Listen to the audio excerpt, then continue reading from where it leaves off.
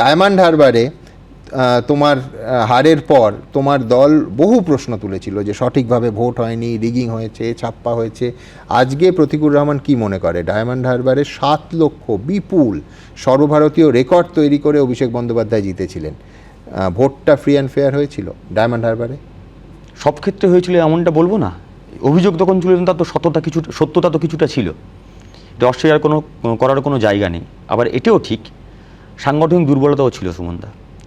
Free and fair election হবে diamond Harbour, Lok Sabha ছেড়ে দিন, ডায়মন্ড হারবারে আমরা সিপিআইএম সবগুলো কিন্তু এজেন্টও দিতে পারবো না, এখনও সেই অবস্থা আছে। এখন এজেন্টও দিতে পারবো না ফ্রি অ্যান্ড ফেয়ার ইলেকশন হলে।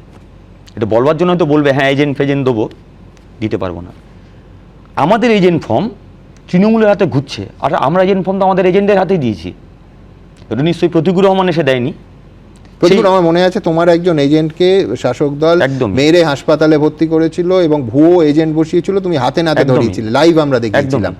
আমি বলছি সেই ছেলেটির সঙ্গে রাস্তায় দেখা হলে যে তোমার জন্য মার খেয়ে হাসপাতালে গেছিল, সেই ছেলেটির সঙ্গে গতকালকের কথা হয়েছে।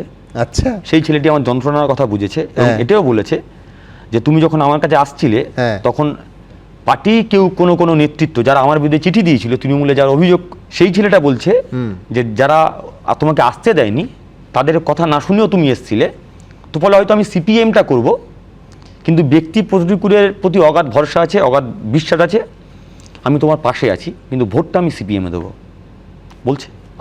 আমাকে অপরাধী বলছে না। প্রতিকুর, অনেক অনেক ধন্যবাদ তোমায়।